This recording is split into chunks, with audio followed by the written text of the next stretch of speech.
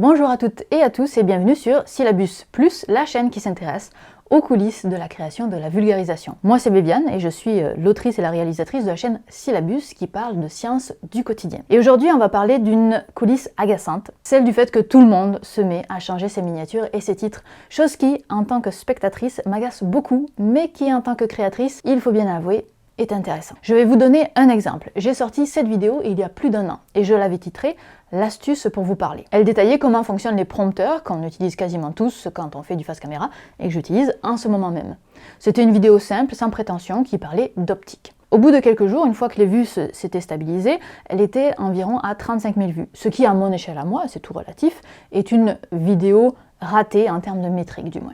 Et comme à chaque vidéo ratée, je me suis résignée, c'est la vie, c'est pas comme si je pouvais y changer quoi que ce soit de toute façon. Et puis quelques mois plus tard, sans doute parce que je l'avais vu faire quelque part avant, je me suis dit que je pourrais changer le titre. Et ça a été le début d'une nouvelle pratique pour moi. Alors, changer le titre, on s'entend, ce n'est pas une idée révolutionnaire, mais ça aurait été complètement aberrant dans YouTube 6 mois auparavant.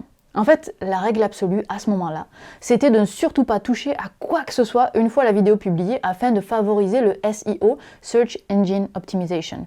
Grosso modo, si on changeait les informations de la vidéo, cela donnait un mauvais indicateur à YouTube qui ne savait plus sur quel pied danser et il allait moins promouvoir la vidéo.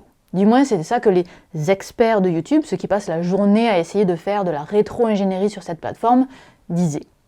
Et donc, je précise que c'était différent avant pour que vous compreniez pourquoi les changements de titre et de miniature sont une technique récente. Ce n'est pas une personne qui a eu un éclair de génie et qui a contaminé tout le monde ensuite. Non, c'est qu'il y a eu un changement réel dans la boîte noire qu'est YouTube. Bref, j'ai changé mon titre de « L'astuce pour vous parler » à « Comment les youtubeurs font-ils pour être naturels ?» Et puis je ne m'en suis plus occupée. Quand je suis revenue, je suis tombée là-dessus. Le premier pic correspond à la mise en ligne et le second est, j'imagine, au moment de mon changement de titre. J'avais pas noté la date exacte, donc j'ignore si le pic s'est produit exactement après mon changement de titre ou si ça a pris du temps. Le fait est que ce second pic est beaucoup plus grand que le premier. Et on s'entend que là, ça change rien pour les spectateurs pourtant. C'est pas comme si la vidéo avait été réuploadée, ça a juste changé le titre. Vous n'avez pas été informé d'une nouvelle sortie de vidéo. Ce qu'il faut aussi noter, c'est que je n'ai aucun moyen de savoir si c'est mon changement de titre qui a provoqué ce pic. Ça pourrait être tout un tas d'autres raisons, mais comme c'est la seule raison que je connais et qu'il y a une corrélation temporelle, mon cerveau facile à biaiser s'est convaincu de la pertinence de changer les titres. Et d'autant que ça commence à devenir la mode en plus. C'est donc pour ça que je me suis mise à changer mes titres et mes miniatures au fur et à mesure, parce que YouTube est ouvert à l'idée et que cela peut grandement influencer la performance d'une vidéo. Maintenant, j'aimerais ajouter 2 points. Ça ne marche vraiment pas toujours. Je l'ai fait pour beaucoup de vidéos, toutes celles pour lesquelles je trouve qu'elles n'ont pas atteint leur nombre de vues normal, entre guillemets. Par exemple, pour cette vidéo marathon, qui est largement une de mes préférées sur ma chaîne, j'ai changé le titre de nombreuses fois, la miniature au moins 3 fois, sans succès. C'est donc absolument pas une garantie. En fait, j'irais même jusqu'à dire que ça marche rarement. Mais parfois oui, comme cet autre exemple avec cette vidéo sur l'histoire du Canada. Et en fait, ça marche juste assez pour qu'on développe tout un tas de méthodes pour essayer d'optimiser nos titres. Mais ça a un petit côté rassurant de voir que l'on peut redonner vie à une vidéo même après l'avoir mise en ligne pendant plusieurs jours, voire plusieurs mois. Cela dit, on peut aussi jouer avec le système dans les quelques heures qui suivent la mise en ligne. Et là aussi, ça a changé ma pratique. Si vous me suivez sur Instagram, vous le savez déjà, mais voici l'exemple de la vidéo sur le rugby qui date de l'automne dernier. Dans les quelques heures qui suivent une publication, YouTube nous dit si on fait mieux ou moins bien que d'habitude. Et là, clairement, je faisais moins bien. Ce à quoi je m'attendais, honnêtement, parce qu'une vidéo sur le rugby, pour mon public que je ne pense pas être particulièrement sportif, c'est pas vraiment très incitant. Donc je m'en doutais, et j'avais prévu plusieurs titres et miniatures de rechange avant même de publier. J'ai donc fait une modification pour faire disparaître le mot rugby et rendre la vidéo plus cliquable. Et ça a fonctionné. Il y a donc un réel intérêt à suivre l'évolution de ces vidéos pour tenter de rattraper des flops annoncés. Mais encore une fois, des fois ça ne marche pas. Second point, on ne sait pas vraiment ce que les gens veulent. C'est incroyable comme il nous est impossible de prédire un titre qui fonctionne d'un titre qui ne fonctionne pas.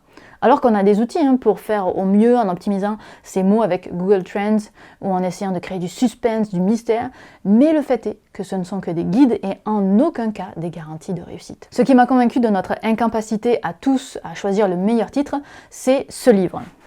Je vais le trouver. Là. Ce livre. L'auteur s'est amusé à analyser les choses que les gens cherchent sur Google pour en tirer quasiment des conclusions sociologiques, et un des passages de son livre nous fait faire un exercice. Il nous montre 2 choix de titres et il nous demande de deviner lequel des 2 titres a amené au plus grand nombre de clics. Sérieux? Impossible à prévoir, c'est vraiment surprenant. Alors comment on fait? Ça pourrait être le sujet d'une autre vidéo, mais déjà je voudrais souligner qu'il n'y a aucun mal à choisir son titre pour inciter au clic, sans même rentrer dans le clickbait, on fait les choses pour qu'elles soient vues, c'est donc normal d'essayer d'optimiser son titre, mais on n'a pas beaucoup d'outils. Cependant, il y a une solution qui existe partout, mais pas sur YouTube, et ça s'appelle le A/B testing. L'idée, ce serait que YouTube nous permette de tester plusieurs titres et plusieurs miniatures dès la mise en ligne, et qu'il propose aléatoirement soit un cas, soit l'autre aux spectateurs. Et au bout d'un certain nombre de clics, l'algorithme est capable de déterminer de lui-même quel est le titre et la miniature à mettre en avant, ce qui est exactement ce que je fais en ce moment, mais à la main, avec très peu d'efficacité, et ça pourrait être fait de façon algorithmique, de façon automatisée, ce serait beaucoup plus efficace. Il paraît que cette fonction arrivera bientôt sur YouTube, c'est du moins la rumeur du moment, parce que tout n'est que rumeur avec YouTube. Donc bref, pour revenir à la question initiale, pourquoi changer ces titres et ces miniatures? Eh bien dans l'espoir, parfois vain, souvent vain, que notre travail soit vu. Voilà, j'espère que cette vidéo vous a plu, partagez-la à ceux qui s'intéressent aux coulisses de YouTube. Et surtout, et c'est ça qui m'intéresse le plus avec cette chaîne, n'hésitez pas à venir discuter en commentaire, à interagir avec ce que j'ai dit, à poser des questions, et ce sera d'ailleurs peut-être le sujet d'une future vidéo, donc n'hésitez pas, venez commenter. Sur la chaîne principale, je ne peux plus lire tous les commentaires, mais ici, on est un tout petit groupe, donc on a ce luxe de pouvoir tous interagir les uns avec les autres, donc venez en commentaire, j'y serai. Et puis nous, on se revoit la prochaine fois. Bye!